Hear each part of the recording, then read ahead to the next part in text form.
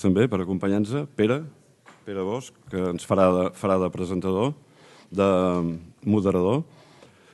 Donar la benvinguda a tothom. Bones tardes. Gràcies per ser tanta gent aquí. La veritat és que hem emplenat la sala. Sempre és maco. Volem parlar de l'aigua, del cicle de l'aigua. Volem parlar del problema aquest de les sequeres que vindran. Comentàvem ara un moment amb en Pere, sequera a la conca fluvial del riu Ter, de fet, és permanent, no només per canvi climàtic, sinó també per sobreexplotació del recurs. I aquest acte l'organitza, no voldria deixar de dir-ho, Aigües Vida, de la qual jo soc president aquí a Girona, però també pels naturalistes de Girona, l'IADEN i SOS Costa Brava, que som els que promoguem la palanganada i aquest acte també. Volia fer un petit comentari que se'm va ocórrer, no sé si és oportú, però aquest acte el gravem. I com que el gravem, si algú tingués cap objecció a sortir gravat o film, vull dir que ens ho digui, que no sé com ho farem, jo no ho sé fer. El pixelarem. Perquè altra cosa ja no podem fer. Bueno, jo hauria de dir-ho, m'ha semblat oportú dir-ho per si de cas. Bé, el tema, és... Agraïm especialment a la Sílvia que hagi volgut acceptar aquest debat, perquè trobo que és valenta de fer-ho. Som molts aquí els que estem crítics respecte al creixentisme i respecte a les fórmules que es presenten per resoldre els problemes d'aigua a Catalunya. I, per tant, no només per companya amb Aigües Vides, els anys que portem coneixent-nos i tractant-nos, sinó que pensem que és interessant reconèixer que algú tingui el valor d'obrir aquests debats. De fet, nosaltres estem molt preocupats per el tema de participació ciutadana i no és el tema de la present, però nosaltres estem a darrere d'aconseguir un observatori de l'aigua que permeti que la gent que teniu inquietuds pel tema de l'aigua pugueu tenir oportunitat de participar. L'Observatori de l'Aigua de Girona, a imatge i semblança del de Terrassa o el de Valladolid o d'altres bandes, el que pretén és això, intentar que el tema de l'aigua no sigui una cosa que estigui d'esquenes a la gent, sinó que la gent puguem dir-hi la nostra i, per tant, poder participar. Creiem que ho aconseguirem, però necessitem l'ajut de tothom. De tothom a Barcelona, de tothom a Girona i de tothom a tot arreu. I volia aprofitar aquest moment per dir això. També no sé si tindré ocasió, i tot i que seré molt curt perquè de fet ja pràcticament ja no tinc gaire res més a dir de moment, nosaltres tenim una sèrie de temes judicials arrencats, contenciosos arrencats tant quant als drets concessionals que la Generalitat el 2012 va ampliar i que ho tenim als tribunals, amb un contenciós, com amb el tema de l'Ajuntament i el seu conveni de col·laboració horitzontal amb el Consorci de l'Aigua de la Costa Brava, pel qual la Diputació acaba cedint això a Agbar i l'aigua que Girona ven al Consorci, el Consorci ho dona a gestionar a Agbar i Agbar ven l'aigua a la Costa Brava. Estem en contra d'això i també ho tenim als tribunals. I també tenim un altre contenciós sobre la titularitat de la planta de Montfuller. Finalment, els tribunals només dius que vull dir que ens han donat legitimació per poder recórrer, és a dir, resulta ser que després de tots aquests anys estem habilitats per poder discutir d'aquestes coses. Estem molt satisfets que ens reconeguin la capacitat de poder-ne parlar i tant de bo els recursos aquests acabin donant els seus fruits.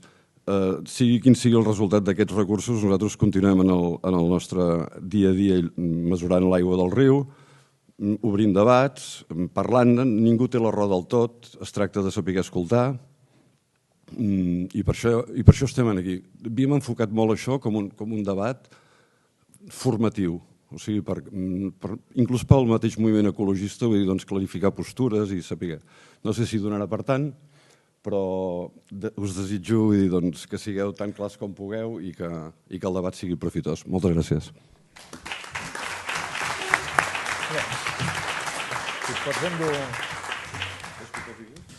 Moltes gràcies, Pau, i moltes gràcies a Aigües Vida per organitzar aquest debat. Gràcies també a la consellera de Territori, Habitatge i Transició Ecològica, la Sílvia Paneque, per ser aquí, i el Dante Maschio com a portaveu d'Aigües Vida.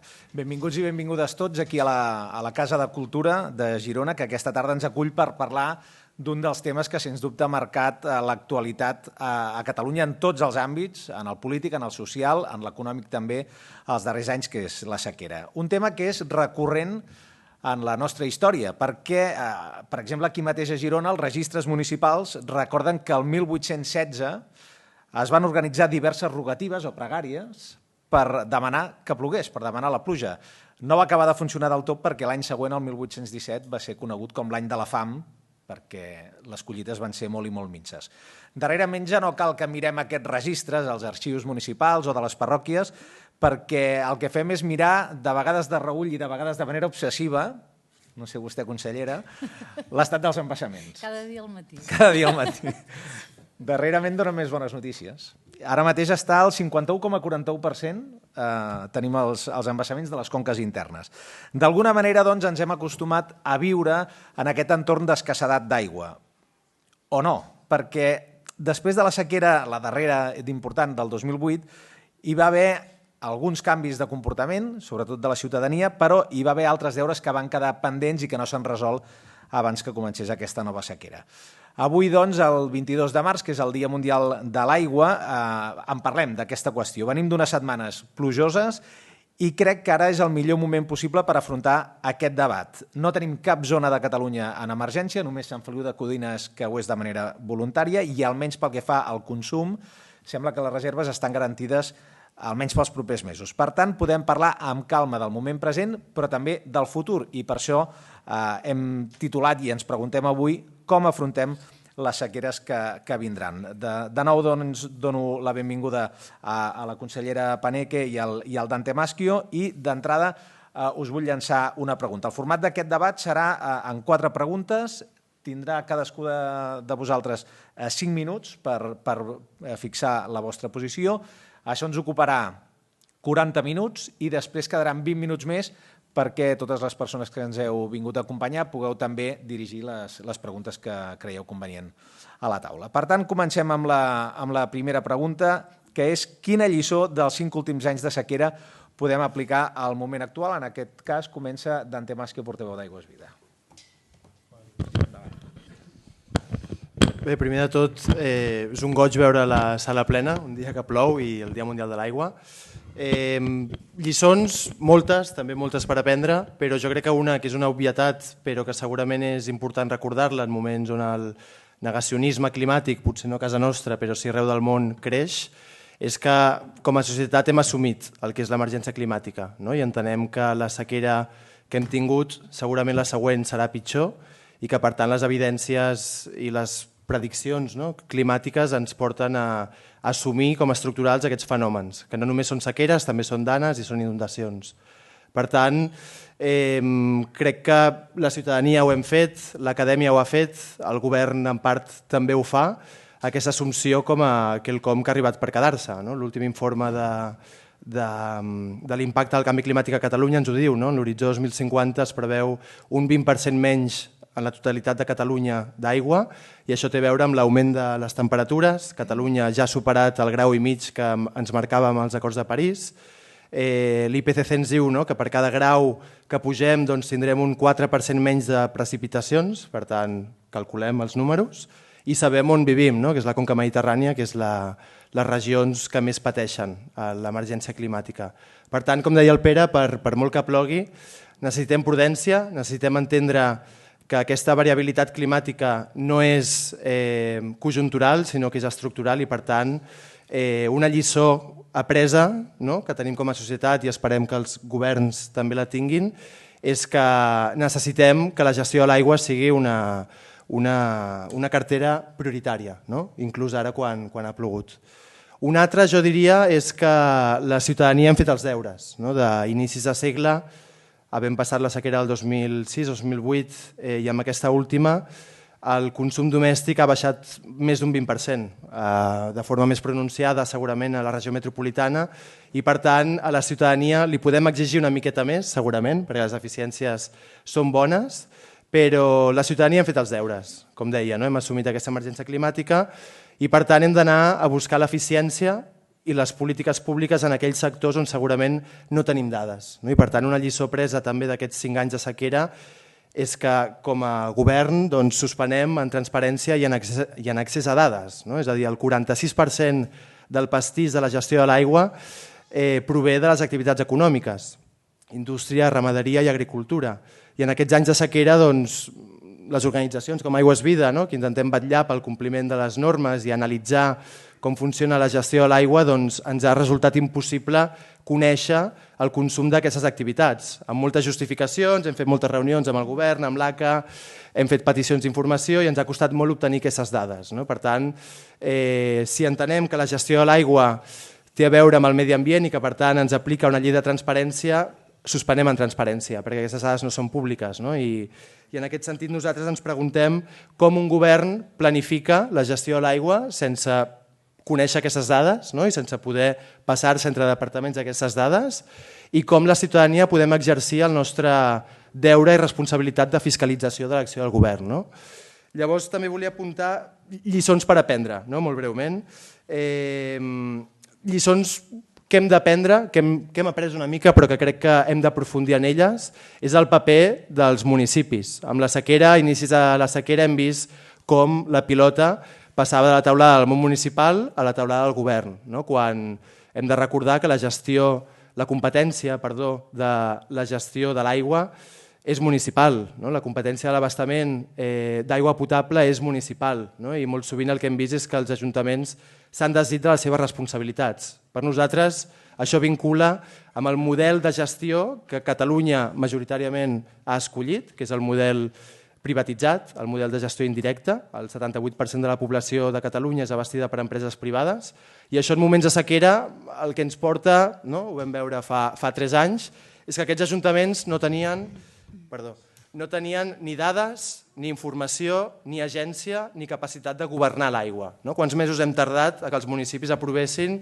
els plans d'emergència per sequera? Abans mirava algunes dades, fa 2 anys el 60% dels municipis obligats a tenir el pla d'emergència per sequera no el tenien aprovat. Avui dia és només el 10%. Per tant, hem millorat, però encara hi ha molt a millorar. El govern també ha entès que hi ha problemàtiques municipals que cal resoldre, com és, per exemple, les fuites. 1 de cada 4 litres a Catalunya es perd per les fuites d'aigua. En part celebrem que hi hagi una injecció de diner públic en el món municipal, sobretot en aquells ajuntaments petits que ho necessiten, però és molt bondadós creure que això ho solucionarà tot, perquè al final el que estem fent, des del nostre punt de vista, és rescatar uns serveis privats amb diners públics, perquè recordem, allà on hi ha gestió privada de l'aigua hi ha un contracte de concessió, hi ha un pla d'inversions, les inversions contemplen reparació de fuites, reparació de xarxes, i això ho hem pagat amb els rebuts de l'aigua, i per tant sembla que estiguem pagant una altra vegada inversions que ja estaven cobrades. Per tant, hem de millorar, el món municipal ha d'assumir les seves responsabilitats i la millor forma de fer-ho és amb una gestió pública directa, com hem vist amb sequera, que han emprès campanyes d'estalvi i, per què no dir-ho, quan hem comparat des d'Aigües Vida les eficiències del món municipal amb gestió directa, de la gestió indirecta, l'eficiència és millor i el rebut és un 30% més assequible. Gràcies, Dante. Consellera, quan vulgui. Sí, moltes gràcies. Primer permeteu-me que pugui agrair la possibilitat de participar en aquest debat, tertúlia, en fi, com en vulguem dir. Deia en Pau que he sigut valenta. Jo la veritat és que, vaja, ara m'ha fet por i tot quan ho ha dit, dic a veure què m'espera, no? Però sabeu que he intentat sempre participar des de Girona, des de la palanganada, diferents activitats que heu organitzat i, per tant, no podia dir que no a una oportunitat com aquesta. Lliçons apreses. Primer missatge, la sequera no s'ha acabat.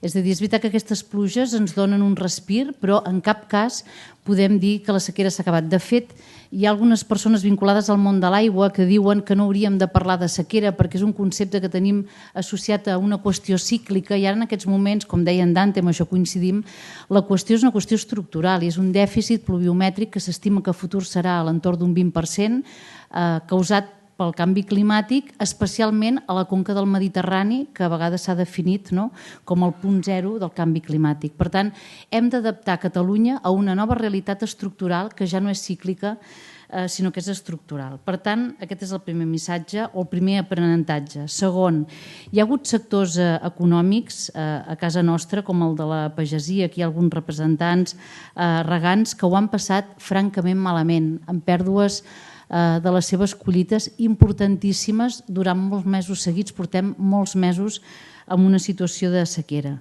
I us haig de dir que en aquests mesos el 30% del recurs hídric que hem aportat al sistema era no convencional. O sigui, de tot el que hem estat consumint, el 30% era, perquè ens entenguem, aigua fabricada, si em permeteu l'expressió, no convencional, que no depenia de la pluviometria. Per tant, hem hagut d'estar capaços de regenerar, de salinitzar, per tal d'evitar talls en l'ús domèstic en un llarg període de sequera.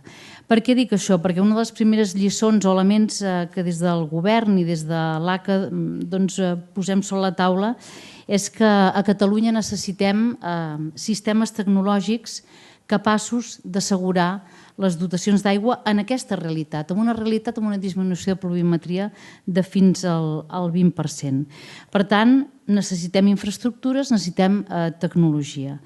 Tenim en aquestes circumstàncies de canvi climàtic un dèficit estructural molt manifest i, per tant, allunyar aquesta amenaça de la sequera o no haver d'estar depenent, mirant cap al cel si plovia o no plovia, significa gestionar millor el nostre cicle de l'aigua, significa guanyar eficiència i significa millorar tecnològicament.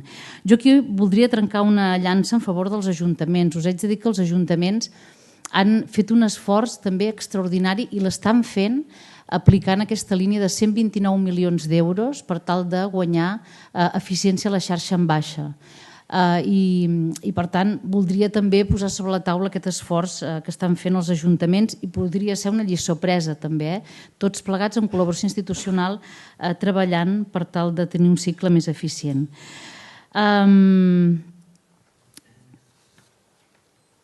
Hem vist també com la sequera es traslladava a augmentar la fragilitat dels nostres entorns de biodiversitat i d'ecosistemes. No només estem parlant d'assegurar les dotacions, sinó que vèiem com els nostres ecosistemes anaven perdent qualitat precisament per la manca d'aquest cabal ambiental. En aquest sentit, la regeneració és una bona aportació tecnològica també per la recuperació d'aquests cabals ambientals, per la recuperació d'alguns aqüífers i, per tant, per tenir un sistema més robust a nivell de biodiversitat. Per tant, miro temps. Jo crec que si ho hagués de resumir en un sol concepte, la sequera, aquesta última sequera, ens ha ensenyat que hem d'anar cap a una nova cultura de l'aigua, amb una mirada més transversal, amb una mirada més integral, mesures per mobilitzar recursos hídrics, convencionals o de nous. En aquest sentit, dir-vos que des del govern aquest 2025 ja estem aplicant algunes infraestructures millores, especialment, no sé si ho deies tu, Pere, o en Dante, hi ha zones que ja eren seques abans de les sequeres i, per tant, aquí estem aplicant algunes millores i, en aquest sentit, Alt Empordà i Priorat són dues zones prioritàries per nosaltres per tal d'activar 31 hectòmetres cúbics addicionals en aquestes zones. Les millores que us dic que estan fent els ajuntaments ens donen un estalvi d'aigua en baixa de fins a 25 hectòmetres cúbics i estem anant cap a una línia de treball que ens pugui fer arribar a un 70% de recurs hídric no convencional d'aquí al 2030. Aquesta és la fulla de govern. Com us deia, si alguna lliçó hem après és que estem en un dèficit estructural, que necessitem afegir aquest recurs no convencional. Per tant, a curt termini, Fluvià Muga, Priorat, 31 hectòmetres cúbics, amb inversions que he vist que després teniu contemplades en les preguntes, per tant ja m'hi extendré. Estalvi d'aigua en baixa als ajuntaments, gràcies al seu esforç, 25 hectòmetres cúbics. També hem de fer actuacions en l'àmbit de sanejament i actuacions mediambientals, en aquests últims segons que en queden. Justament avui he estat a Manlleu, he estat a Sant Martí Sesgueioles i he estat a Manlleu amb actuacions mediambientals. En tenim de gestió forestal per garantir ecosistemes resistents i també aquesta aportació d'aigua blava, aprofitament d'aigües de pluges en zones urbanes, acords de custòdies en rius. Aquest any fa 10 anys d'aquests acords de custòdia, per tant no només és actuar amb infraestructures, sinó també amb aquestes actuacions mediambientals que ens han de donar un sistema més resilient. Perfecte, moltes gràcies a tots dos i crec que ja han sortit alguns temes que són molt interessants perquè s'ha parlat aquí no només de l'aigua que tenim als embassaments, sinó dels efectes en biodiversitat, en els boscos, l'aigua que es perd també en les xarxes d'abastament en baixa, aquestes fuites que hi ha, i de la necessitat de fer una nova gestió de l'aigua, una nova cultura de l'aigua, etc. Per tant, d'aquí enllacem amb la segona pregunta. Dèiem abans que ens hem acostumat darrerament a mirar gairebé de manera obsessiva aquesta xifra dels embassaments de les conques internes i ens preguntem si la xifra de capacitat dels embassaments és un bon termòmetre de la sequera. De fet ho és un dels termòmetres, però si és un error convertir-la en l'únic barem a tenir en compte a l'hora d'aplicar o no mesures, perquè ara mateix estem per damunt del 50%, si superem el 60% es pot donar per tancat aquest episodi de sequera, però és un error fiar-se només d'aquesta xifra o n'hem de tenir d'altres en compte? Comença ara la consellera. Molt bé.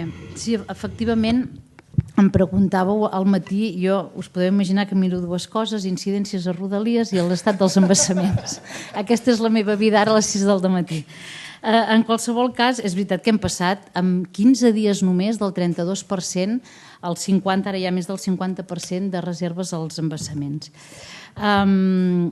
Jo crec que els que estem a la sala, en tot cas des del govern i des de l'ACA, aquest no és l'únic barem que tenim en compte a l'hora d'aplicar mesures i a l'hora de gestionar el cicle de l'aigua. I és veritat que quan va començar a ploure, la pressió una miqueta era, aixequeu les restriccions perquè ara hi ha, i per tant, però és que no és l'únic element, efectivament, el dels embassaments. Aquí crec que, com que tots coneixeu, no cal insistir, però sabeu que Catalunya està dividida en dos en aquest sentit de les conques. Tenim la conca compartida amb l'Ebre, per tant, aquí es gestiona conjuntament amb el Ministeri. Tenim les conques internes, que aquestes sí estan gestionades directament pel govern i per l'ACA. En aquestes conques internes tenim fins a 18 unitats d'explotació, que aquestes són les que podem gestionar de manera quirúrgica quan entren i quan no entren els diferents estadis o les diferents restriccions en funció de l'estat que tingui cadascuna d'elles. Aquestes unitats d'explotació, de fet, la meitat o més de la meitat no depenen de l'estat dels embassaments. Depenen de l'estat pluviomètric, per tant de la pluviometria, i depèn també de l'estat dels aqüífers de referència. Per tant, tampoc és veritat que l'únic indicador que tinguem a Catalunya sigui el dels embassaments. Potser és el que més hem vist, potser és el més comentat, però haig de dir que aquestes unitats tenen diferents nivells de referència i moltes d'elles no tenen res a veure amb com estiguin els embassaments. A més, l'explotació de la resta de recursos, com pot ser l'aigua superficial, com pot ser l'aigua subterrània, també es té en compte a l'hora de gestionar aquestes unitats d'explotació. Tot això queda reflectit en el que és el Pla Especial de Sequera, que s'elabora, és la lliçó apresa de l'última sequera, del 2008, i que jo crec que en aquests moments fora bo de revisar. De fet, no desvello cap secret, oi? Vam tenir una reunió la setmana passada, ens vàreu demanar poder participar d'aquest procés de revisió i, efectivament, amb els coneixements d'aquesta sequera el podrem revisar, però en qualsevol cas sí que volia explicar que els embassaments no són ni molt menys l'únic indicador a tenir en compte, també es té en compte la reserva de neu a l'hora de gestionar aquestes unitats d'explotació. Per tant, tenim sequeres cada vegada amb uns processos més llargs, ja ho veiem, persistents, que trenquen l'equilibri hidrològic, i abans us ho deia amb la biodiversitat dels ecosistemes, i que a més això no es recupera amb les pluges puntuals que tinguem ara. Per tant, és un element més, diguéssim, en contra de pensar que només els embassaments són l'únic element a tenir en compte, perquè l'equilibri hídric que trenquem amb aquestes sequeres tan llargues costa de recuperar, i aquest també és un element que hem de tenir en compte. També és cert que, com us deia, estem treballant en una nova cultura de l'aigua que ha de tenir en compte també altres indicadors. Per exemple, consums d'aigua per sectors, ho deia en Dante, és veritat, tenim recorregut de millora en l'àmbit de la transparència amb les dades i conèixer bé les dades. Tenim consums vinculats a agricultura, ramaderia, domèstica, activitats econòmiques. El Pla Especial de Sequera també regula les restriccions. Aquesta és una qüestió que hem de revisar també, perquè no és el mateix aplicar una restricció a una explotació o una indústria que té una petjada hídrica baixa o un rec agrícola tecnificat que un que no ho estigui. Per tant, tot això ho hem d'anar incorporant en aquesta revisió. La quantitat d'aigua regenerada, aquest també serà un element molt important. Penseu que l'aigua regenerada els últims anys no té res a veure amb hectòmetres cúbics, després us donaré algunes dades, amb les que tindrem a futur. Per tant, que pugui haver reutilització d'aigua també ens planteja que ja no només hem d'estar pendents de pluviometria i embassaments, sinó que tenim la possibilitat d'introduir en el sistema aigua cicle rere cicle. Per tant, jo no sé com vaig... No, encara tinc temps, Doncs us dic alguna cosa més. Eficiència de xarxes d'abastament i subministrament. Si millorem l'eficiència de les nostres xarxes i no tenim tantes pèrdues, efectivament també és un element a tenir en compte en la revisió del Pla Especial de Sequera. Estat de les lleres dels rius i ecosistemes. L'aigua regenerada també ens dona una gran oportunitat d'introduir aigua en els cabals ambientals i en els nostres, en l'ecosistema. Per tant, tots aquests elements que no hi eren a l'última sequera són elements que hem d'introduir en la revisió del Pla Especial de Sequera per tal de deixar-lo adaptat, com us deia, a una nova realitat que és estructural. Jo no sé per quina paraula hauríem de substituir sequera. Escassetat, estrès hídric, sí, perquè anem a això. I hem de pensar en un pla especial, hem de pensar en unes infraestructures, hem de pensar en una nova realitat allunyada de cicles i que es converteix en estructural. Sí, vinculat a això últim, nosaltres tenim molt clar que el lloc on fer-ho és la planificació hidrogràfica, hidrològica, que la directiva Mar d'Aigua ens obliga a fer, cicles cada 5-6 anys, i que de fet la sequera el que fa és...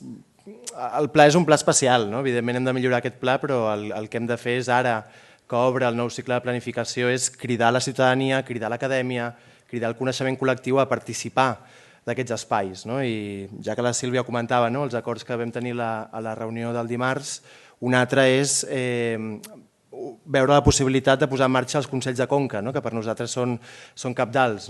És a dir, aquests espais de participació que l'ACA, no sé quin any, 2008 crec que va ser, va incorporar els seus estatuts com a òrgan de participació per dur a terme aquesta planificació, que malauradament pocs cops hem posat en marxa, però creiem que és el lloc on fer-ho, perquè nosaltres, com a col·lectius en defensa de l'aigua, ens preocupa que crec que aquí hem pecat tots, tant els mitjans de comunicació com el govern, com inclús de vegades les converses al bar, quan parlàvem dels embassaments, de la quantitat d'aigua i no parlem de la qualitat. A mi aquesta pregunta em serveix molt per parlar de la qualitat d'aigua, que és l'assignatura pendent i en la qual suspenem fa molts anys. A Catalunya consumim prop de 1.000 hectòmetres a l'any, crec que la meitat provenen de l'aigua subterrània, per tant hi ha molta aigua a sota i amb la sequera hem vist molts cops que aquesta aigua no la podíem utilitzar. És a dir, ens hem hagut de connectar a Aigües Ter Llobregat, una empresa pública cabdal, estructura de país, però que segurament té els seus límits també. I això té a veure amb el model territorial que tenim i amb la contaminació que fem dels nostres pous i les masses d'aigua. I aquí el govern, de nou, el que hauria d'entendre és com descontaminem i com revertim aquesta situació greu. El 64% de les masses d'aigua que tenim a sota terra, que són invisibles, estan en mal estat químic i això és una emergència que fa molts anys que no volem abordar. I l'única forma de descontaminar-los, aquí no existeix tecnologia possible, és deixar de contaminar. I per tant, això, la lògica canvia. No és posar més aigua al sistema, sinó és aturar la contaminació en origen. I això obliga a reformular el model econòmic de país, que sembla que és l'assignatura pendent que ens costa tant abordar. Està bé la tecnologia, necessitem infraestructura, necessitem regeneració, desalinització, però també necessitem deixar de parlar de solucions tècniques i enginyerils i parlar d'economia, parlar que segurament la Costa Brava, Osona, han de parar de sostenir aquesta indústria càrnica i que segurament regions tensionades com la regió metropolitana i altra vegada la Costa Brava tenen els seus límits respecte al turisme. I això sembla que és un debat que costa, perquè els indicadors econòmics, el PIB, sempre és el llindar pel qual ens movem i segurament si caminem cap a aquesta nova cultura de l'aigua necessitem transitar cap a uns nous indicadors, cap a entendre l'aigua de forma diferent. I aquí jo crec que l'ACA ha fet molt bona feina en el sentit de facilitar dades, no només tenim dades als embassaments, també tenim dades dels 36 piezòmetres que tenim arreu de Catalunya, tenim dades a temps real dels cabals que baixen pels rius, alguns s'actualitzen de forma més periòdica que d'altres, però les dades hi són, potser és com comunicar-les, i crec que això és un deure pendent de mitjans de comunicació, societat civil i govern, deixar de parlar només de reserves envasades. I en aquest sentit, una altra assignatura pendent, els cabals ambientals.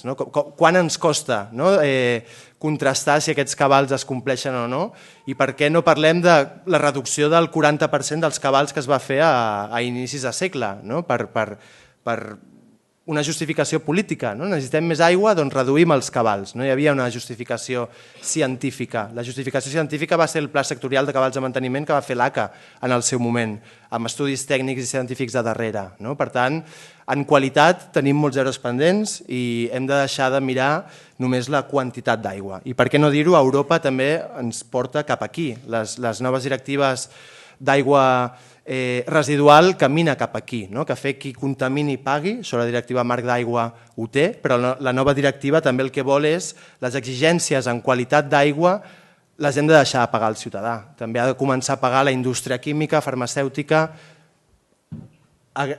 ramadera que contamina l'aigua. I per tant, si volem que aquestes empreses no paguin més del que ja paguen, segurament hem de fer que deixin de contaminar. I aquest és un debat pendent. Entomo també la part de missatge que va dirigit als mitjans de comunicació. Sí, que també... t'ho ha dit, eh? Sí. I també és veritat que la imatge dels embassaments és molt llaminera per nosaltres, no? Però... Bueno, clar, aquestes imatges, és veritat, no? Avui estava veient algunes portades, no? I que deien quin goig veure Sau, no? Que només se li vegi la... És veritat que és una cosa fins i tot com pedagògica, però només 2 segons. També hi ha tecnologia. És veritat que tenim masses d'aigua contaminades, es calcula que en un 75% hi ha contaminació. Però ja sé que sé molt pesada amb això de la tecnologia, però també hi ha tecnologia per recuperar masses d'aigua. I aquí, a Comarques Gironines, el Consorci de la Costa Brava té un projecte que es diu Aigua Neix, molt interessant, de recàrrega d'aqüífers amb aigua regenerada, que el que fa és també, en fi, a vegades les contaminacions venen per les concentracions, la sequera ha fet que algunes concentracions d'alguns elements augmentin i la recàrrega dels aqüífers crec que és una línia tecnològica també interessant a explorar. Seguirem parlant de tecnologia, perquè fa uns dies vam sentir parlar en una entrevista a Catalunya Ràdio el relator de les Nacions Unides pel dret a l'aigua, Pedro Arrojo, que es mostrava escèptic respecte al pla per construir noves desalinitzadores, concretament en el cas de Catalunya. A les comarques gironines, per exemple, es planteja la creació d'una nova desalinitzadora a la Costa Brava i la instal·lació de 12 mòduls de desalinització. També s'ha d'ampliar la desalinitzadora de la Tordera. Ens preguntem si aquesta és la millor solució per garantir l'abastiment d'aigua i quins avantatges i inconvenients té aquesta aposta per la desalinització. Comença en aquest cas Dante Maschi.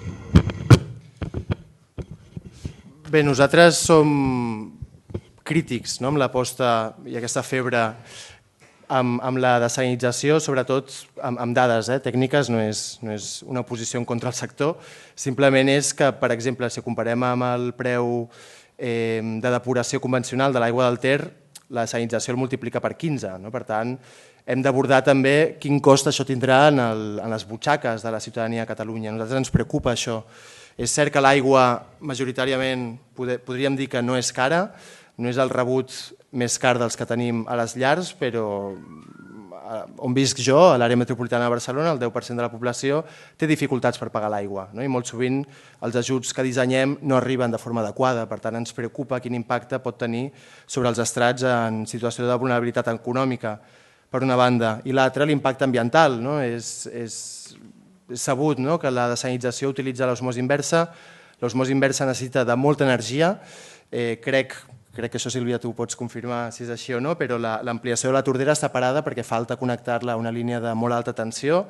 Per tant, es necessita molta energia i siguem sincers i sinceres, la matriu energètica del país és majoritàriament fòssil. Per tant, si les sequeres i aquests moments de crisi el genera l'emergència climàtica, és a dir, el canvi climàtic, i la solució per fer front és, de totes les tecnologies, la que més contribueix al canvi climàtic, perquè per metre cúbic d'aigua produït és la que més emet quilograms de CO2, doncs nosaltres ens preguntem a on anem? I aquí nosaltres el que creiem és que s'ha de posar en joc i en valor les alternatives que hi ha. La regeneració, en aquest sentit, creiem que és molt més assequible des del punt de vista de la butxaca i des del punt de vista ambiental, però també ho és l'estalvi, que nosaltres de vegades ens veiem en aquesta disjuntiva i no és una cosa o l'altra, són les dues, però sí que ens sap greu quan comparem números, la quantitat de diners que es posen en més infraestructura i els pocs diners que es posen en governança,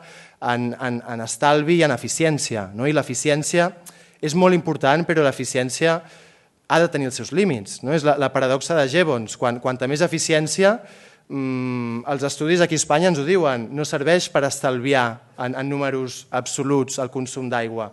Totes les inversions a Espanya que s'han fet, i això ho té molt estudiat la Fundació Nueva Cultura del Agua, en modernització de regadius, no han contribuït a un estalvi d'aigua i a donar cabal ambiental a aquells rius que ho necessitaven. Tot el contrari, l'estalvi ha servit per produir més. Per tant, l'eficiència és important, però l'eficiència necessita d'uns límits. I el que veiem és que la furor econòmica per seguir creixent porta al límit algunes regions. I en aquest sentit, aquí la Costa Brava, jo no soc d'aquí, però crec que és sabut. A la temporada de l'estiu, alguns municipis multipliquen per 2, per 4 o per 5 la població.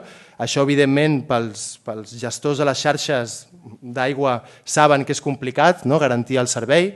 També ho és per la garantia en alta i també és cert, el model agroramader a la Costa Brava i a comarques gironines necessita de molta aigua a l'estiu també, perquè és intensiu en porc i en cereals. Per tant, nosaltres no ens oposem a la desalinització, no ens oposem a la necessitat d'infraestructura, però sí que ens oposem a fer-ho a cop de decret i anunci de govern, com deia abans. Tot això necessita passar per processos d'avaluació, avaluació d'impacte ambiental, comparació d'infraestructures, i això on es fa? En els cicles de planificació, que ho marca la llei d'aigües, que ve de la directiva Marc d'Aigua. Això ho haurem de fer ara. El govern va anunciar aquesta desalinitzadora a la Costa Brava Nord. Nosaltres ens costa molt posicionar-nos sense tenir dades que ens confirmin quina demanda d'aigua necessita la Costa Brava i si aquesta desalinitzadora supleix aquesta demanda. La Sílvia ho deia, el pla del govern vol apuntar 31 hectòmetres cúbics d'aigua pel Fluvià Muga, però abans em mirava, el quart cicle de planificació en principi calcula que només necessitem 17 hectòmetres cúbics a la Muga. Per tant, és possible que les demandes hagin crescut, és possible que les prediccions del canvi climàtic ens diguin que necessitem més aigua, però necessitem dades. I en tot cas, com deia abans, l'aposta per més aigua sense cap limitació de vegades fa que ens oblidem de deures pendents. I a la comarca gironines tenim uns quants municipis que porten mesos incomplint les dotacions municipals màximes, multiplicant-ho per 3, 4 o 5. I aquí són deures pendents que segurament és molt més barat abordar-los que no pas posar en marxa grans infraestructures. Només per aclarir, els 31 hectòmetres cúbics, Fluvià, Muga i Priorat, també? Per tant, són les zones que, diguéssim, ja són seques quan no hi ha sequera, perquè ens entenguem i on ens semblava que havíem de tenir una atenció més prioritària. Ara també diré una cosa que sé que a la plataforma no us agradarà, però com que ho has tret tu, és a dir, l'ampliació de la desalinitzadora de la Tordera no està aturada. De fet, dimarts passat el Consell de Ministres es va aprovar el conveni que l'ha de desenvolupar. El subministrament elèctric, efectivament, el que hi havia aquí, ho hem treballat amb la plataforma No a l'Amat, es buscava un traçat alternatiu al que ja hi havia perquè no quedés l'espai de la selva tan trinxat, s'ha pogut trobar i, per tant, Red Eléctrica aplicarà aquest traçat alternatiu treballat amb la plataforma no Alamat. Però en qualsevol cas, tant la de Tordera com la de Cunit Foix, que estaven a la planificació, efectivament, aquestes continuen el seu camí, seran una realitat. La de Roses, efectivament, és una aportació que des del govern considerem necessària, perquè a la zona de comarques gironines i de l'Alt Empordà no hi ha una capacitat d'embassament per superar un any de sequera, és a dir, si tenim un any on no plou, comarques gironines comença a tenir problemes o l'Alt Empordà comença a tenir problemes. I aquí hi ha sectors com el turístic, que ja en sabem, les diferències de model, n'hem parlat moltes vegades de creixement econòmic i social, però hi ha també pagesia, hi ha ramaderia i per tant són sectors econòmics que des del govern són prioritaris per nosaltres i per tant sí que volem assegurar aquestes dotacions. Fixeu-vos, la desalinitzadora del Prat, abans us deia, el 30% del recurs consumit en aquesta sequera tan important ha estat no convencional. Si imaginéssim, hem estat 2 vegades parlant de que arribarien vaixells amb aigua al port de Barcelona, perquè és que estàvem a l'última pregunta, si em permeteu, 2 vegades en aquesta sequera ha passat. Fins i tot es va parlar d'una plataforma en el port, flotant, és a dir, vàrem estar molt a prop d'haver d'aplicar talls en l'ús domèstic a l'àrea metropolitana. Per tant, vàrem estar molt a prop. En tot això va anar funcionant al 100% tota l'àrea del Llobregat, però la desalinitzadora del Llobregat, feta a l'última sequera del 2008, ha estat funcionant al 100%. És que si no, és a dir, no sé què haguéssim fet, no sé què haguéssim pogut fer. Aquesta és la realitat. Per tant, és veritat que és una infraestructura que ha estat durant 13 anys, des de l'última sequera fins a aquesta, doncs operant a molt baixa, amb una producció mínima, però, per l'altra banda, què haguéssim fet sense aquesta desalinitzadora. A l'Alt Empordà ja us n'he parlat, d'aquests 31 hectòmetres cúbics, juntament amb el Priorat, i efectivament aquí tenim un mòdul d'ultrafiltració, la capçalera de l'ETAP d'Empúria Brava, i tenim, no són desalinitzadores, són plantes, contenidors per aigua salobre, perquè efectivament, aquestes desalinitzadores que estem posant no són per aigua de mar, són per aigua salobre, perquè si no, l'estat d'aquests aqüífers amb la salinitat que tenen no seria possible d'utilitzar. Ho dic també perquè ens fem una idea, són 4 mòduls de tractament d'osmosi inversa a l'aqüífer del Parc del Trabuc. Tot això, sí, es fa per assegurar la dotació en un àmbit, el de l'Alt Empordà, que d'altra manera no tenim una capacitat d'embassament per poder assegurar i tenim aqüífers, efectivament, salobres que hem de tractar. Entre les mesures a aplicar, és veritat que hi ha d'haver aquest equilibri i en Dante parlava molt de l'aigua regenerada, estem totalment alineats en aquest sentit. En aquests moments hi ha 23 estacions d'aigua regenerada a Catalunya, 23, i volem afegir-ne 10 més d'aquí al 2027, perquè l'aigua regenerada no és només que t'eviti consum de recurs envasat, és que a més t'ajuda molt en l'àmbit d'aqüífers, de regeneració d'aqüífers i en l'àmbit ambiental. Per tant, aquí estem totalment d'acord. El 2018 el volum d'aigua regenerada era només de 30 hectòmetres cúbics, només. El 24 ja va ser de 83 hectòmetres cúbics i en 5 anys podríem passar a 120 hectòmetres cúbics. Tot això ho dic perquè novament és tecnologia que ens ajuda no només a preservar els cabals ambientals i l'estat de les masses d'aigua, sinó a consumir menys recurs convencional, perquè ens entenguem. Ara, això és veritat, ha d'estar en equilibri amb altres infraestructures que efectivament tenen un preu de litre o metre cúbic d'aigua més car, com poden ser les desalinitzadores. Però hem de trobar l'equilibri. Per nosaltres, eliminar les plantes de desalinització en el context actual de reducció de pluviometria no és un camí que puguem assumir. Els números no donen i efectivament amb la planificació ho continuarem parlant. Però quan fèieu esment a les declaracions de Pedro Arrojo el relator. Jo he volgut llegir-me tota l'entrevista i ell també diu això, però també diu sí que vaig estar molt involucrat abans de ser relator en l'anterior gran crisi, la del 2008, relacionada amb l'aigua quan governava el tripartit. Hi va haver molt de debat, molt semblat al que s'està produint ara, i tot plegat va culminar en un bon pla de conques internes del qual se'n va parlar a tota Europa. Aquest és el que estem desenvolupant. Per tant, jo crec que sí que hi ha d'haver aquest equilibri. Efectivament, hem de vigilar amb l'aigua dessalada perquè té un consum energètic elevat i, per tant, un cost elevat. Aquí també les energies renovables ens han d'ajudar a disminuir aquest cost, però el pla de conques internes actual és el que Pedro Arrojo diu que va ser referent a tota Europa i, per tant, aquest és el que despleguem. La que hem afegit, efectivament, és la de Roses, que com que l'haurem de contemplar o incloure a la propera planificació, en el moment del disseny serà el moment de mostrar les dades i de veure si és necessari o no. Des del govern pensem que sí, però en l'àmbit de la revisió del pla de conca serà el moment de parlar-ne. Molt bé. Anem cap a l'última de les 4 preguntes que hem plantejat en aquest debat i posteriorment obrirem el torn de paraula també al públic que ens acompanya avui. El consum domèstic, i ho heu mencionat tots dos en diverses ocasions, cada vegada és més eficient i també és una de les lliçons que s'han après de la sequera de 2008. I a la ciutadania se li pot demanar segurament alguna cosa més, però no massa, perquè és veritat que ja ha fet un gran esforç en els últims anys i també durant aquesta sequera. El país, però, planifica de forma concentrada el creixement urbanístic, especialment a l'àrea metropolitana de Barcelona, que ha crescut molt en població en el que portem de segle. Ens preguntem, doncs, quin límit té la ciutat de Barcelona i la seva àrea metropolitana i quins perills suposa aquest desequilibri territorial a l'actual transvasament del Ter a Barcelona o també el possible transvasament de l'Ebre, que també en alguns moments d'aquesta sequera s'ha tornat a posar sobre la taula per part del Col·legi d'Enginyers. Comença en aquest cas la consellera Paneque. Sí, algunes dades perquè efectivament per veure el bon comportament de la ciutadania a Catalunya a cada sequera, aquesta nova cultura de consum d'aigua ha anat quedant fixat, és a dir, no veureu puntes després d'una sequera de repunt d'ús domèstic, no.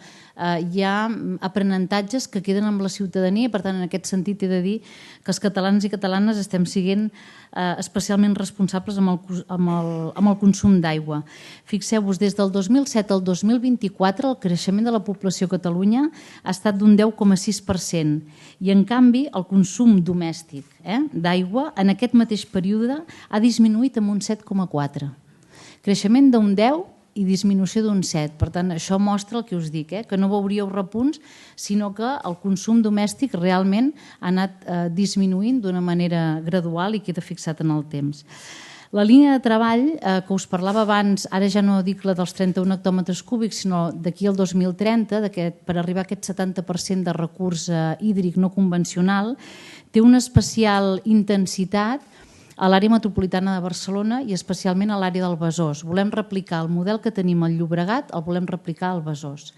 Aquí l'ACA va fer una sèrie de cates de pous per noves plantes potabilitzadores a la zona de Santa Coloma, de Bon Pastor i a la zona de Montcada, i aquests pous ens permetran ja ara, aquest 26-27, amb petites plantes de potabilitzadores, aprofitar aquest recurs.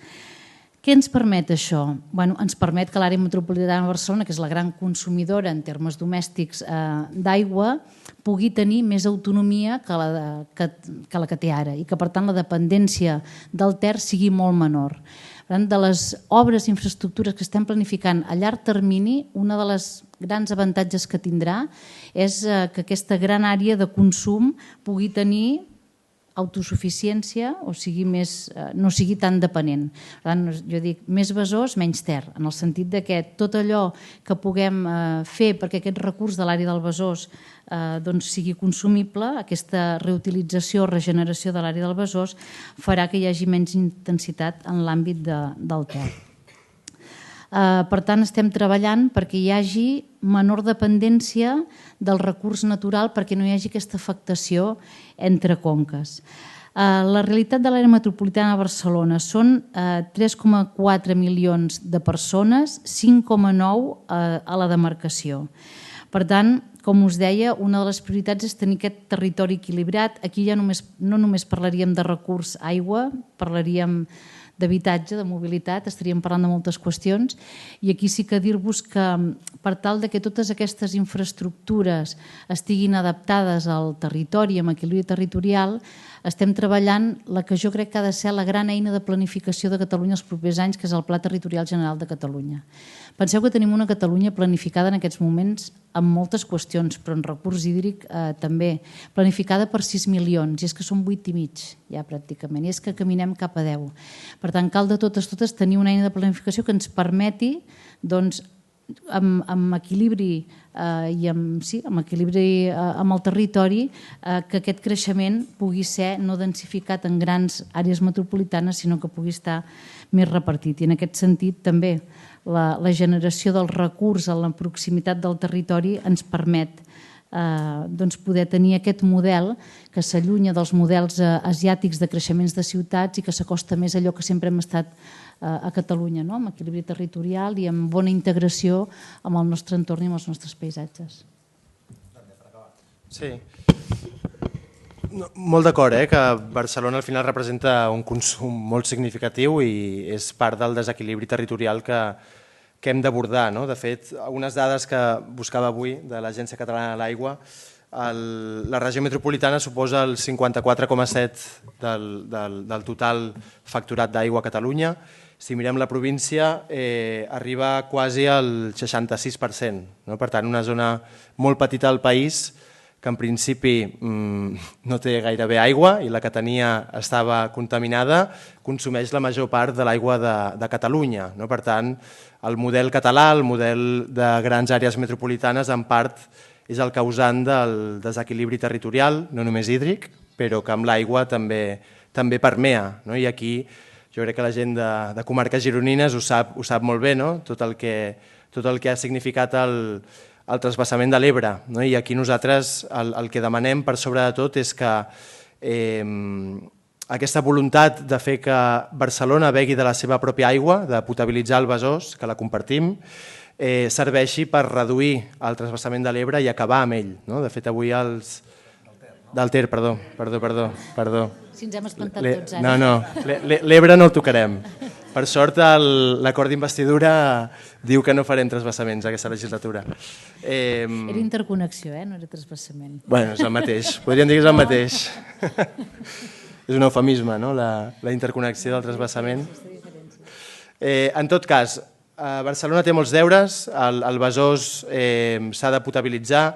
Celebrem que sigui ATL qui gestioni aquestes noves plantes de potabilització, semblava que estava en dubte, perquè Barcelona també té molts deures pendents pel que fa al model de gestió privat d'aigua que té, però evidentment Barcelona i l'àrea metropolitana són un bon exemple d'aquest model que no té aturador, d'aquest model que té impactes socials i ambientals que hem volgut externalitzar i que no hem volgut assumir, i que llavors ens exploten a la cara quan tenim el 10% de població en pobresa hídrica.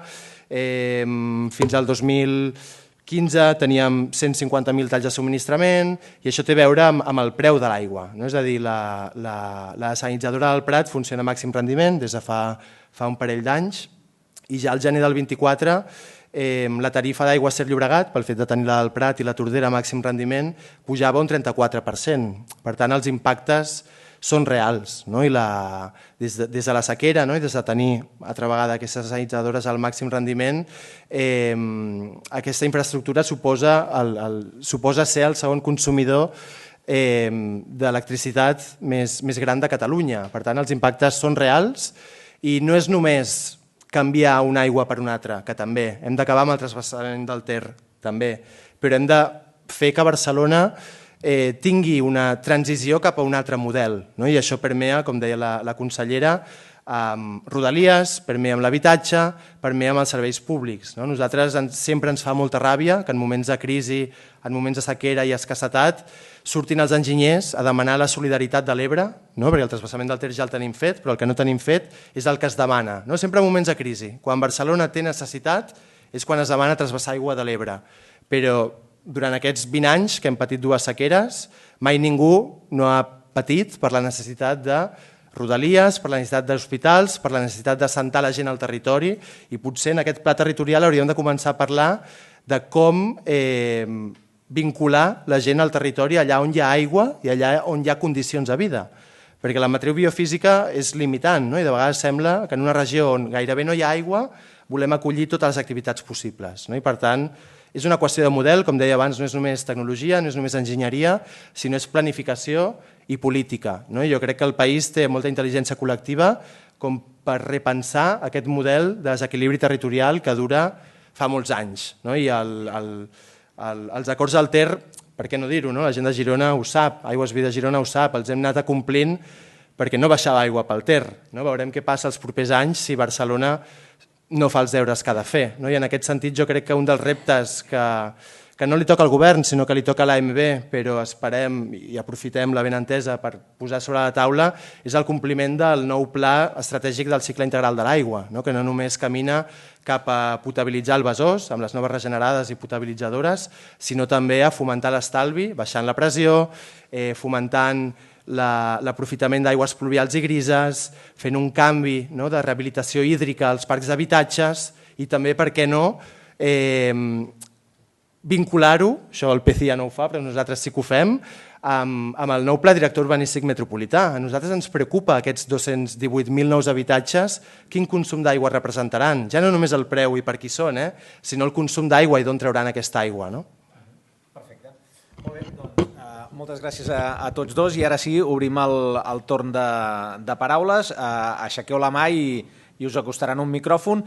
Com que som molta gent i heu omplert la sala, m'agradaria que poguéssim tenir el màxim d'intervencions possibles, per tant, us demano la mesura del possible brevetat i també que indiqueu si la vostra pregunta va dirigida als dos ponents o només a un dels dos en concret. Endavant. Tenim allà... Pregunta-resposta o agrupareu? Pregunta-resposta. Hola, sí, funciona. La meva pregunta és pels dos, perquè realment estem parlant d'una sobreexplotació i no han tingut ningú ha parlat de lo que és el turisme, el que significa, perquè el que estan fent a l'Alt Empordà, a Empúria Brava precisament, és per al turisme. O sigui, aquesta força d'aigua que necessitem és per la sobreexplotació que hi ha, perquè a més tenim el poble, Castelló d'Empúries, té l'índex de pobresa de nens. O sigui, això què significa?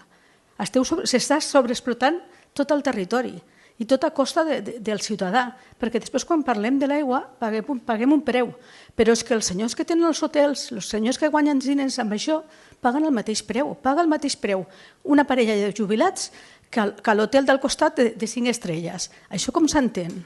O sigui, jo crec que tenim molta feina a fer i ficar-lo tot, englobar-lo tot, això no és una via solament. Aquí la vivenda, tot és una sobreexplotació que han fet amb el turisme. Ve d'aquí, i això s'ha de encarar des d'aquesta manera, crec jo. Jo tenia aquí unes dades, perquè en el debat això a vegades passa, d'assenyalar un sector concret. Jo us dono els consums globals, perquè ens fem una idea també dels diferents sectors econòmics, els consums que tenen, i després apuntaré una coseta més. Mireu, ús industrial 95,6 hectòmetres cúbics a l'any, l'ús industrial. Serveis i activitat econòmica 113. I llavors hi ha, com a grans consumidors, l'ús domèstic, que són pràcticament 300 hectòmetres cúbics a l'any, i agricultura i ramaderia 379 hectòmetres cúbics a l'any. Per tant, quan parlem de sectors, el govern que represento vol assegurar la dotació per tots aquells sectors que contribueixen a l'activitat econòmica. Això és així. Però també quan parlem de sectors tinguem en compte qui consumeix què, perquè els números són els que són. I quan es parla d'aplicar o acollir noves activitats, escolti, gran part d'aquesta dotació que estem intentant generar i preservar va perquè els agricultors del nostre país es puguin guanyar bé la vida. Escolti, jo la primera visita que vaig fer com a consellera va ser al Priorat, i quan vostè veu la sequedat de l'entorn i et diuen que com a molt podran tenir un 20% de la collita, quan parlem d'activitats econòmiques, això també és activitat econòmica i també s'ha d'assegurar aquesta dotació. Per tant, jo entenc que en el debat moltes vegades s'apunti a un sol sector. El govern que represento, ja li dic, tots aquests sectors econòmics els vol tenir en compte. El creixement sense mesura ens porta al col·lapse. Això està clar. Jo defenso un model de creixement compartit. Ja li admeto que encara no hi hem arribat i que encara hi estem lluny, ja li admeto, però jo treballo amb aquest objectiu. No treballo amb un objectiu de creixement. Això és així, perquè ja em costa pensar en un entorn de creixement de prop del 3% de l'economia catalana, com ho podem redistribuir el màxim possible per generar aquest progrés compartit, no em puc imaginar com ho faríem en un escenari de creixement. Però això és la diferència que en sabem quan debatem amb la plataforma. És a dir, sabem que tenim un model econòmic i social diferent, però també hem vist que tenim punts de connexió en quant a com podem aplicar tecnologia, infraestructures hídriques, per adaptar Catalunya a aquest nou escenari. Per tant, aquesta és la realitat i aquests són els números. Si insisteix en assenyalar un sector concret, ja li dic que jo el creixement il·limitat no, la Terra té un límit. Però pensin que quan estem intentant assegurar dotació d'aigua també ho estem fent per sectors molt estratègics com l'agroalimentari a Catalunya, que representa un 15% de la nostra economia. Sí, nosaltres som conscients que el sector turístic consumeix aigua i com a mínim el que demanem és que hi hagin dades. La llei d'aigües no obliga a separar l'activitat turística com una activitat industrial més i per tant no sabem, no tenim dades. Segurament el govern té dades i pot parlar-ne, però a nivell municipal no les coneixem i nosaltres creiem que és una mica demagog parlar del total que representa el turisme a nivell català, perquè el que hauríem de fer és focalitzar quin impacte té la Costa Brava, quin impacte té l'àrea metropolitana de Barcelona, etc. El que sí que sabem és que del primer cicle de planificació al tercer es duplica la dotació que té el sector de serveis associats al turisme, piscines, golf, PortAventura, etc. Passa de 7 a 17 hectòmetres cúbics. Per tant, el fenomen creix i això ho vinculem a una tendència global que no és només Catalunya, és el món. Grècia, Itàlia, moltes illes han patit estrès hídric i ho han vinculat a l'activitat turística. Per tant, nosaltres considerem que és una activitat industrial que el govern hauria de mirar amb lupa i també hauria de mirar amb lupa quin benefici social representa cap a la societat. És a dir, és economia, és PIB, però quin impacte té a nivell d'habitatge en regions tensionades. És un debat de país que hem d'abordar i en tot cas amb l'aigua el que podem fer és jerarquitzar, que això molt sovint no ho fem. El relator pel dret humà a l'aigua ho diu, primer l'aigua vida, l'aigua per garantir el mínim vital a les llars, després l'aigua per a la producció primària, l'aigua per a les activitats primordials, m'imagino, fabricació de medicaments, etc. I nosaltres creiem que l'última de les prioritats són aquelles activitats que fan negoci amb l'aigua i que en tot cas són perjudicials pel conjunt de la societat. I l'activitat turística està una miqueta en la lupa de si genera o no prou benefici pel territori. Bé, només un parell de dades que s'han dit sobre la ramaderia, que sí que m'agradaria aclarir que el consum d'aigua en ramaderia a Catalunya és només un 2%, no és pas més que això, vull dir, almenys aclarir aquesta dada. I l'altra, la dada que s'ha dit sobre el Baix Ter i el consum que hi ha, des del 2008 el Baix Ter ha reduït el consum d'aigua entre un 15 i un 20%, augmentant la terra productiva. Per tant, millorar l'eficiència del reg sí que ha servit per produir més i alhora reduir el consum total d'aigua, com és el que ha passat de superior a 100 hectòmetres anuals a uns 88 que hi ha ara. Després només una altra cosa, que he vist una pregunta aquí sobre una mica equiparar l'Ebre amb el Ter. Només recordar que el Ter de 12 metres cúbics segons se'n transvassa amb 8 cap a Barcelona i em sembla, almenys jo com a enginyer a nivell personal, sí que m'agradaria fer una pregunta a la consellera sobre, en aquest cas, si a la Generalitat li agradaria tenir més competències i no tenir la Catalunya partida a nivell d'aigua o gestió hídrica, I en aquest cas, si ara que previsiblement està tornant a ploure i tornem a omplir pantans, i segurament els deures s'han de fer ara, si hi ha alguna previsió, doncs, igual que hi ha gent de l'Ebre que està oberta, com alguna comunitat de regants, a cedir una part de l'aigua, en aquest cas, només per posar dades comparant el Ter amb l'Ebre, l'Ebre té un cabal ecològic de 3.000 hectòmetres anuals. D'aquests 3.000, els últims 40 anys s'ha multiplicat per 3 el cabal ecològic. Llavors, estem parlant que a les conques internes hi ha 65 metres cúbics per habitant d'aigua emmagatzemada i a la conca de l'Ebre 2.000. Per tant, hi ha un desequilibri molt gran entre les dues conques, com diuen els col·legis d'enginyers, i si el govern té previst equilibrar una mica això i també la gestió de l'aigua. I després una altra pregunta, tant pels dos, si ho volen contestar, que és aquest equilibri territorial del que es parla, si en aquest cas les restriccions s'han imposat únicament a l'agricultura i per sort a la ramaderia no, perquè al final només és un 2% del consum d'aigua, doncs si això està previst que canviï en un futur, ja que la Catalunya rural o la zona on es produeixen els aliments, doncs si són els únics que pateixen restriccions, doncs tampoc ajuda, suposo, a distribuir la població.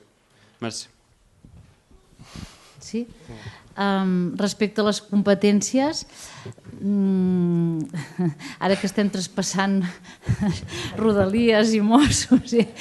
No, a veure, sí que és veritat que s'ha parlat de si podríem exercir competències úniques a totes les conques. També us haig de dir que el 100%, 99,9% de les decisions que es prenen en l'organisme compartit a la Txe, per tant entre Govern de la Generalitat i Ministeri, s'aproven amb absoluta unanimitat. Per tant, jo en aquests moments no detecto, us ho dic molt sincerament, elements de divergència notables en aquesta qüestió, i també hem d'entendre que al final, clar, un riu no té fronteres, llavors gestionar-lo a trossos a nosaltres també se'ns fa difícil de pensar, però en qualsevol cas dir-vos que l'entesa és bona d'aquest govern i de governs anteriors i es gestiona bé. En tot cas, si en algun moment es posés sobre la taula, ara que en tenim traspassos de competències, doncs veuríem també com fer-ho, perquè jo ara no imagino com es pot gestionar un tram de riu sense tenir en compte una gestió compartida amb el tram superior. En qualsevol cas, això respecte a les competències.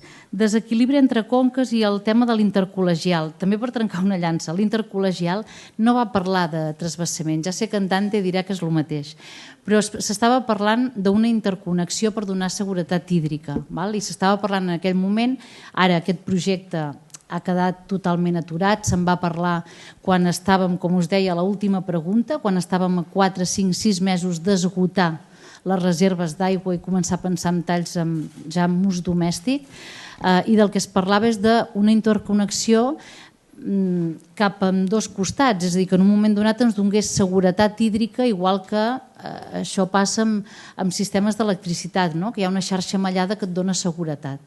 Aquest projecte, de moment, fins on sé, el govern, en tot cas, en aquests moments no el veiem, no està en l'agenda política del govern.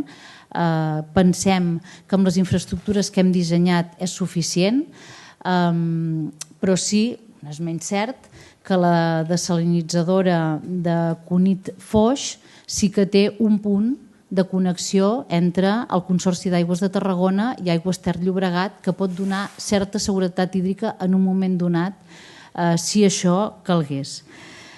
I després em dèieu si contemplàvem el tema de les restriccions. Un dels acords amb el gremi de fa un mes o un mes i pico contemplava la revisió de les restriccions en els diferents estadis de sequera, tant en ramaderia com en agricultura. I efectivament en aquests moments estem acabant d'acotar disminuir aquestes restriccions a la meitat del que hi havia fins ara i diferenciar, evidentment, si és reg per gravetat o si és reg tecnificat. I en ramaderia igual, reduir-ho a la meitat.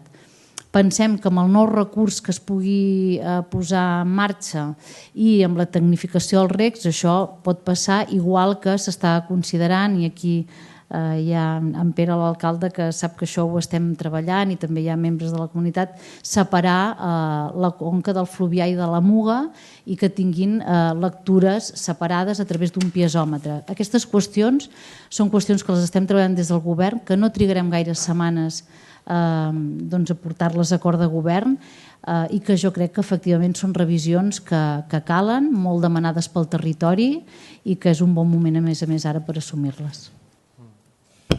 Sí, breu. Com deia la Sílvia, no té sentit trossejar un riu. La unitat on gestionar un riu és des de que neix fins que mor, per tant, l'Ebre té la seva confederació hidrogràfica i no té sentit que Catalunya vulgui gestionar només la part que passa per Catalunya. Catalunya té la seva part també a la confederació hidrogràfica, i la nova cultura de l'aigua, que crec que aquí compartim i que tots i totes volem caminar cap allà, ens diu que ens hem de vestir de l'aigua de la que tenim al territori. En tot cas, el que ha de fer Barcelona és potabilitzar el Besòs, millorar en eficiència i deixar de dependre del Ter i no voler mirar a l'Ebre, perquè a l'Ebre no li sobra aigua, o sigui, l'Ebre reté aigua i sediments en els centenars d'embassaments que té per tota la conca. El delta de l'Ebre ho sabem, si no posem polítiques d'adaptació al canvi climàtic, en 50 anys desapareix. Jo crec que seria molt irresponsable i molt antisolidari, o com es digui, fer que l'Ebre i la societat ebrenca desaparegui pel fet de voler més aigua per Barcelona. No sé, crec que és de calaix, i per sort celebrem que les interconnexions no es vulguin celebrar. Per nosaltres és un eufemisme, interconnexió, transvasament, és el mateix. La directora general de Transició Hídrica li agrada parlar de xarxa mallada. A nosaltres ens fa por que la dessalinitzadora del Foix pugui servir per interconnectar xarxes. Al final, la ubicació que té per nosaltres més propera a Barcelona és prou significativa. Aquest govern ha dit que no ho farà, però qui et diu que un proper govern no interconnecta amb un bypass aquestes dues xarxes i per tant podem xuclar aigua de l'Ebre. A nosaltres això ens preocupa i, com deia, la nova cultura de l'aigua, tots els acadèmics i acadèmiques que l'han redactat ens ho diu. O sigui, ens hem de vestir a l'aigua que tenim al territori i a partir d'aquí hem de posar límits i prioritats i jerarquies, i això es fa amb governança, participació i seient en tots els sectors. I pel que fa a les restriccions, i ja acabo, crec que una de les demandes per modificar el Pla Especial per Sequera precisament és modificar les restriccions, no per reduir-les a tothom per igual, sinó per introduir criteris de justícia social. És a dir, no és el mateix un petit agricultor, una petita comunitat de regants, que el que està passant al camp català i espanyol, que són grans fons d'inversió que compren hectàrees, que tenen molts diners i que segurament podrien costejar una restricció del 80% en moment d'emergència durant, m'invento, 4 mesos, i no una petita producció que fa subsistència o que ven local o el que vulgui fer. Per tant, hem d'introduir criteris socials en l'aplicació de restriccions i en la reassignació de drets d'aigua. Bueno, sí, ara em deien, parla de la sèquia, que la sèquia està més seca que... I estem treballant, ja ho sabeu. És preocupant, amb els dos ajuntaments, la sèquia Monar. Però és molt preocupant. A més, mira, aprofito l'apunt perquè hi ha una tendència que hem vist ara des de l'Ajuntament de Girona justament a impermeabilitzar la sèquia Monar. La sèquia Monar està fent una funció importantíssima perquè té pèrdues i aquestes pèrdues fan una funció al territori, que és que la sèquia amb les seves pèrdues fa de pantalla, hi ha una pantalla hidràulica sota la sèquia per les pèrdues que té, que fa que tota la zona del Pla de Salt, Pla de Girona, Vilablareig, es mantingui el nivell aqüífer. Què hem vist? Que quan la sèquia no porta aigua, perquè hi ha reparacions, perquè hi ha sequera, pel que sigui, tota la gent que tenim pous i que ens abastim de pous en tot aquest sector, patim, i patim molt. Els pagesos no poden regar, les cases que ens abastim de pous no podem beure.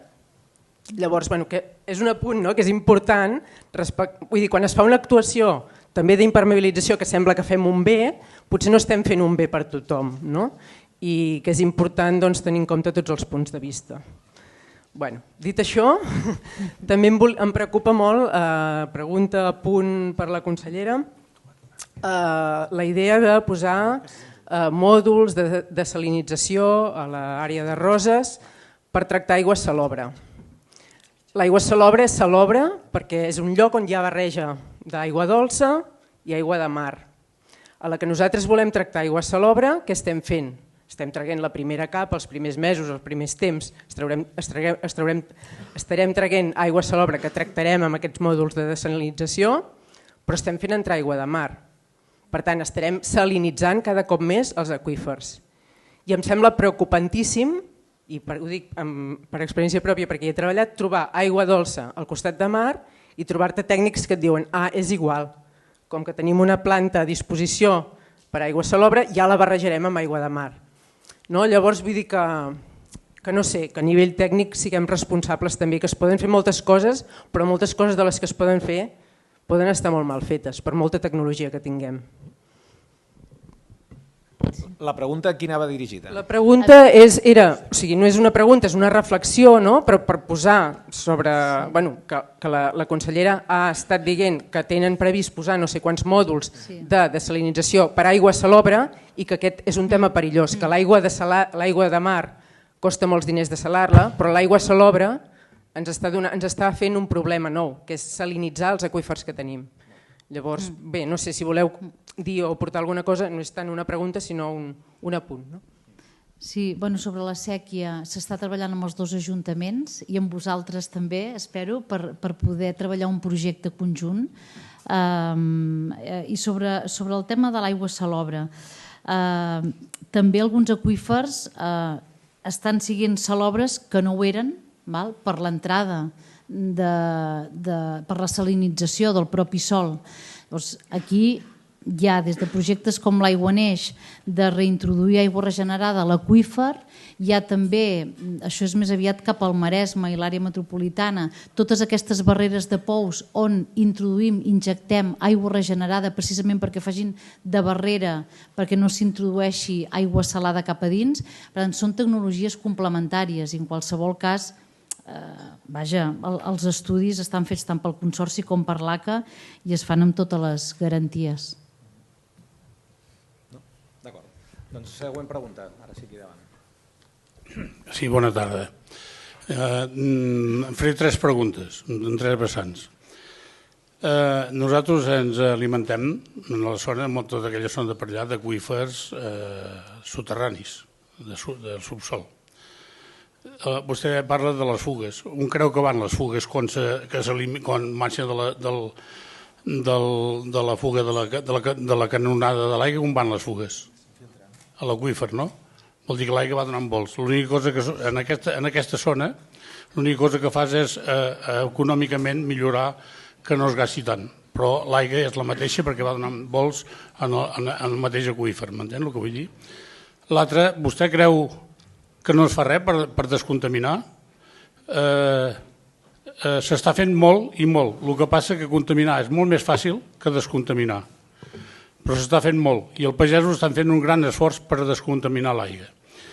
I l'altre és a la Sílvia, la consellera, l'honorable consellera de la Generalitat, doncs, que li agraeixo molt que separin el fluvià del Muga, que nosaltres estem patint les conseqüències d'una època anterior, de mala planificació, i que en aquests moments nosaltres a l'aqüífer el tenim en ple rendiment, de les pluges que han vingut riuades i tot això, però en tot cas agrair-li la gestió que ha fet per separar el fluvià del Muga, dels aqüífers, del piaçòmetre de Peralada. I ja no gaire res més, vull dir, tingueu en compte que a vegades, com li deia, les fugues no només és econòmic, gasto de llum i coses d'aquestes, m'entén el que vull dir? Vull dir que recircula l'aigua. Per tant, no sé si m'heu entès el que vull dir o si m'he explicat prou bé, doncs ja no tinc que dir res més. Deixem que li pregunti exactament de quina població ve. Soc de Torroella de Fluvià. I nosaltres tirem de l'aqüífer del Fluvià. Jo sobre les fuites totalment d'acord que al final l'aigua molt sovint permea al medi i que per tant és el mateix que el rec a manta. En alguns llocs el rec a manta és beneficiós perquè torna a l'aqüífer, en alguns llocs on hi ha aigua. El problema és el que tu deies, el preu de l'aigua. Per què potabilitzem una aigua si després la perdem per les xarxes quan la podríem vertir i fer que infiltri sense haver-la potabilitzat amb la qualitat apta pel consum humà? És simplement això, és una ineficiència econòmica que hem de resoldre. Ja està. No sé si m'he explicat. Sí, efectivament era una demanda que hi havia per part del territori, de persones aquí presents, i era, vaja, de justícia, i era una qüestió de tenir la voluntat de fer-ho, i això ha sigut, i me n'alegro, i espero que d'aquí poques setmanes ja ho puguem acordar des del govern. Sí, bona tarda. Una precisió, senyor Dante. No és cert que no hi ha informació, per exemple, sobre el reg. És a dir, els regants és públic, que sabem exactament l'aigua que hem gastat, la que gastem cada dia, la que tindrem, i està a la informació pública del departament, vull dir que, i de l'Agència Catalana de l'Aigua. Per tant, sí. Nosaltres sabem cada dia l'aigua que tenim i, per tant, la informació de l'aigua que consumim la té tothom. Una reflexió. Jo penso que és difícil de compatibilitzar el que vostès deien per un costat, dir no a les dessaladores, perquè és cara, perquè etc, amb una garantia d'abastament a l'àrea metropolitana. Jo penso precisament que el camí que hem de seguir és el camí que ha apuntat una mica la consellera, de dir hem de generar aigua per tothom, perquè aquest país hi cabem tothom. El que no pot ser, i nosaltres els regants ho hem patit aquest estiu, el que no pot ser que entrem en una guerra caïnita de regants contra turisme, turisme contra indústria, indústria contra això. Això no pot ser, té que haver-hi aigua per tothom, i per tant el govern ha de procurar per generar aigua per tothom i per tots els sectors econòmics. I en tot cas el debat serà un altre de com es planifica el país, però el que no pot ser és que no hi hagi aigua per tothom. I la pregunta que faria seria, donat que jo penso que el camí és aquest, de posar més recurs i que l'àrea metropolitana de Barcelona cada vegada sigui més autosuficient, que serà l'única manera que permetrà alliberar cabals del Ter i suposadament arribar a un punt on el Ter no hagi de fer transvasament, la pregunta que faig és l'organisme que vostès representen, Aigües Vida, i el govern estaran per un segon pacte del Ter? Perquè està clar que el primer pacte del Ter ha sigut dintre de les dificultats que hi ha, però al final ha sigut un èxit, perquè s'està complint, el transvasament cada vegada és menor, hi ha uns límits que no s'han superat mai, per tant el pacte s'està complint. Estarà el govern i la gent d'Aigües Vida per un segon pacte del Ter que tingui com a objectiu eliminar d'una vegada per totes el transvasament a partir de 2028 i durant 10 anys més? Gràcies. Sí, començo pel final. O sigui, Aigües Vida conforma diferents grups del territori, Aigües Vida Girona n'és un i forma part de la taula del Ter i és de les organitzacions impulsores dels acords, per tant aquí ens hi trobarem i no som sectors oposats, caminem tots amb el mateix objectiu de fer que l'aigua del Ter es quedi al Ter, això per una banda. Després, nosaltres no ens oposem a la sanització, com deia, nosaltres volem mostrar els impactes i les externalitats ambientals i socials que cada infraestructura té. I nosaltres el que creiem que hem de fer és posar un límit. O sigui, el govern ha de garantir aigua per a tothom, hem de garantir la garantia d'abastament, valgui la redundància, però hem de posar un límit, no pot ser una barra lliure al consum. És a dir, tots els estudis ens ho diuen, l'eficiència sense un límit és més consum, per allà ho heu dit, més inversió en fer regs eficients és més consum, quan de vegades els cabals ecològics d'aquelles zones els tenim molt castigats. Per tant, aquest país, amb les prediccions climàtiques i el futur que tindrem, ha d'abordar aquest debat, que és incòmode. I l'hem d'abordar entre tots, sense assenyalar un sector. Tots hem de reduir, però hi ha una gran part del pastís que jo no dubto que vosaltres traspasseu les dades, perquè ho sabem, i això l'ACA ens ho ha dit, és a dir, els sectors estan obligats a passar les dades a l'ACA, però és l'ACA qui no les publica. Jo no us estic culpant a vosaltres, estic culpant al govern que aquestes dades no les publica, perquè nosaltres portem 5 anys que hem volgut analitzar si els sectors econòmics han acomplert les restriccions, però les dades no hi són. Si saps on són, digue-m'ho, perquè fa anys que intentem buscar-les. Sí, nosaltres també, si ens les demanen, les donem. De fet, crec que les hem donat, però és veritat que... No, és veritat, això ho hem comentat moltes vegades i no tinc cap problema en reconèixer, un recorregut de millora, de poder publicar sempre, hem dit, anònimes, anonimitzades, i amb blocs de tipus de consumidor. Això és així, però és veritat, jo crec que ens van demanar pel portal de transparència i ho hem pogut donar en un moment concret, fotografia del moment. Nosaltres, perdó Sílvia, hem fet una petició d'informació fa anys i només ens han donat les dades al sector industrial. Fes-ho ara fa anys, vaja, no faré pas jo responsable del moment, diguéssim, però no, de veritat, no tenim cap inconvenient, perquè és que, a més, jo crec que les dades i el rigor és el que ens han de donar llum en aquest debat i efectivament no hi ha d'haver cap problema, perquè és veritat que ells traspassen les dades puntualment, igual que el sector industrial, o sigui que aquí no hi ha d'haver cap problema i potser també es trencaran alguns mantres molt instal·lats de grans consumidors que després no són tals. Per tant, jo crec que això és bo de fer-ho. El que sí que hem de fer és d'una manera que no hagueu de ser pregunta-resposta, sinó que pugui ser a través d'un portal que estem treballant, ja ho sabeu, i que pugui ser una cosa més accessible. Això és així. I deies del segon pacte del Ter. A mi m'agradaria, o sigui, la gran defensa que he fet d'infraestructures a l'àrea del Besòs, ja quan era diputada a la Comissió d'Acció Climàtica i ara que tinc l'oportunitat d'executar-ho com a consellera, és el que us deia, més Besòs, menys Ter. És a dir, la gran avantatge de que l'àrea metropolitana sigui autosuficient amb els recursos propis és que el Ter no tindrà aquesta explotació que té en aquests moments i que per tant pugui ser utilitzat en el seu entorn i també com a cabal ambiental i com a preservació dels nostres entorns. Hola, bona tarda. Parlo en nom d'un col·lectiu d'arbúcies que es diu Aigua Clara i avui estan fent la seva pròpia celebració del Dia Mundial de l'Aigua, per tant no han pogut venir, però volien que es posés damunt de la taula la situació de les aigües embotellades.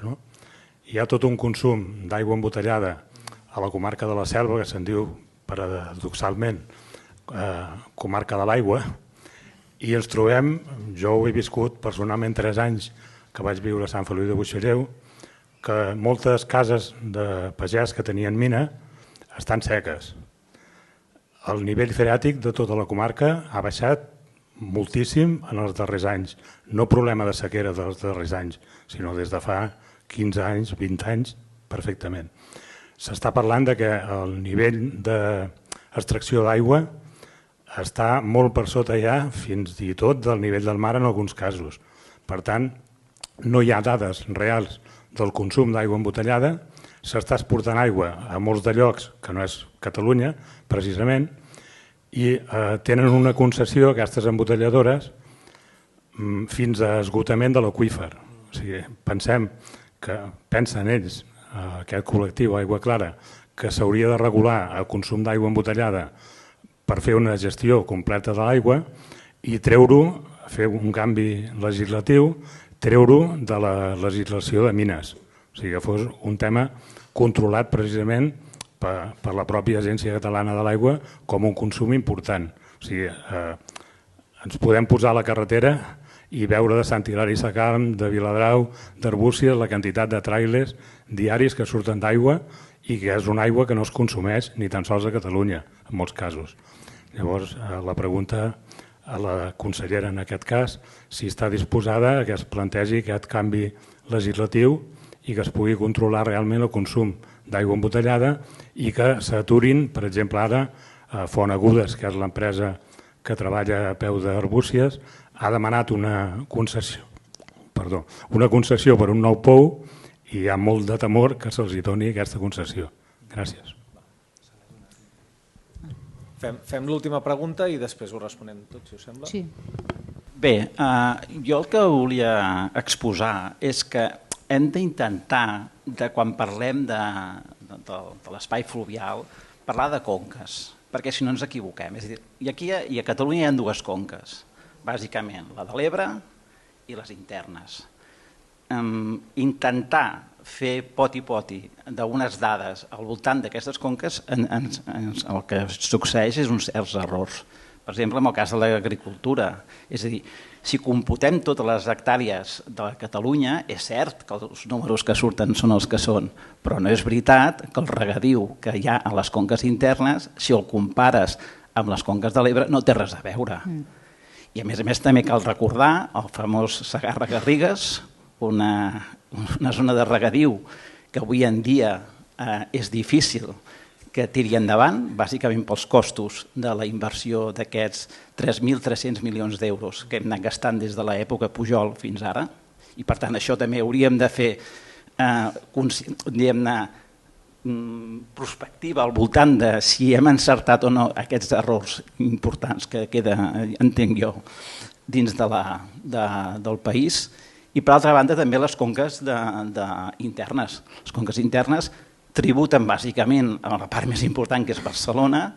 Hi ha aquestes fronteres a vegades desdibuixades que fa que sigui bàsicament a les conques internes les que estan bàsicament subministrant l'aigua a Barcelona. I aquí és el conflicte que d'alguna manera cal resoldre amb una certa justícia, perquè pugui haver-hi activitats agràries i al mateix temps hi hagi un consum raonable d'aigua. I això, si no ho interpretem d'aquesta manera, quan anem sumant coses estem convocant errors, per mi, força notables.